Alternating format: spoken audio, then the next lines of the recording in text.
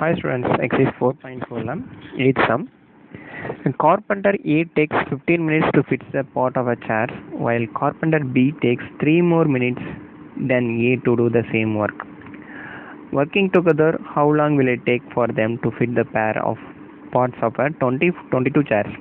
So ஒரு carpenter என்ன பண்ணுறாருன்னா ஏங்கிற கார்பெண்டர் 15 மினிட்ஸில் ஒரு சேரோட பார்ட்ஸை ஃபிட் பண்ணுறாரு.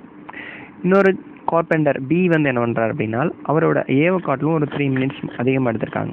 ஸோ அப்போது கார்பெண்டர் ஏ வந்து 15 மினிட்ஸ், ஏ ஒர்க்ஸ் ஃபார் 1 சேர் வந்து 15 மினிட்ஸ். பி ஒர்க் வந்து அப்படின்னா ஏ விட 3 மினிட்ஸ் அதிகமாக எடுத்துக்காரு. So A plus 3 minutes, so 18 minutes take to finish that work, அதாவது ஒன் சேரோட ஒர்க். ஓகே, ஸோ இப்படின்னா 1 மினிட்டுக்கு ஏ வந்து எவ்வளோ ஒர்க் பண்ணியிருப்பார்? ஸோ 1 மினிட்டோட ஒர்க் பார்த்தீங்கன்னா சிஎஸ் 1 மினிட் ஒர்க் பார்த்தீங்கன்னா 1/15, அதை ரெசிப்ரோக்கல் பண்ணிக்கோங்க. 15 மினிட்ஸுங்கிறத ரெசிப்ரோக்கல் பண்ணிங்கன்னா 1/15. ஓகே, ஸோ பிஸ் 1 minute work is equal to 1/18. So இப்போ நம்மளுக்கு எவ்வளோ கண்டுபிடிக்கணும் அப்படின்னா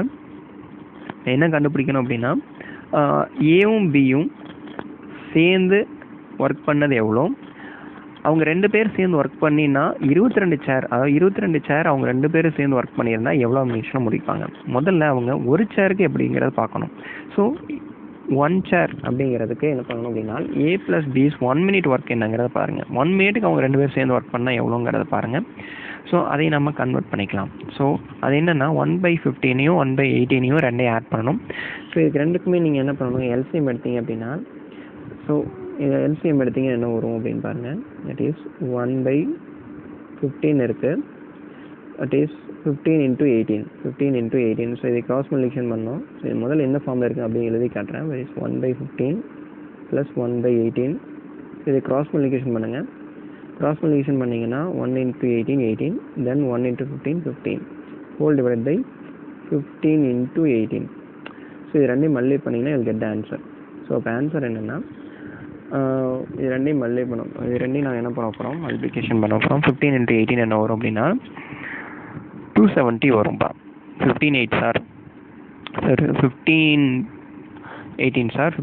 என்ன 270. எஸ், ஸோ இது ரெண்டையும் மேலே இருக்கக்கூடியதை ஆட் பண்ணால் என்ன வரும்னா 33/270. ஸோ இப்போ இது தேர்ட் டேபிளால் நான் கேன்சல் பண்ணேன்னா என்ன வரும்னா 11 டைம்ஸ். தேர்ட் டேபிளால் கேன்சல் பண்ணும்போது இது 90 டைம்ஸ் ஆகும்.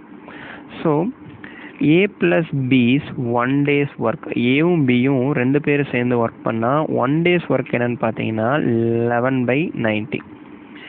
சரிங்களா? ஸோ அப்படின்னா ஏ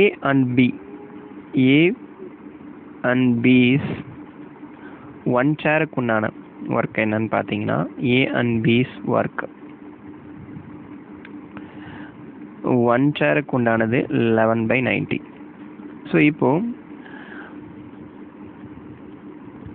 24 சேர்ஸ் நம்மளுக்கு 22 சேர்ஸுக்கு தேவை இல்லைங்களா?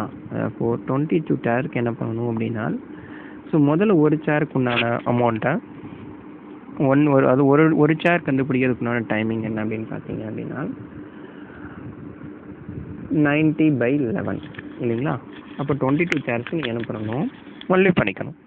For 22 chairs 90/11 into 22. ஸோ இது 1 டைம்ஸ், இது 10 டைம்ஸ்னா 2 டைம்ஸ், therefore 180 மினிட்ஸ் ஆகும்.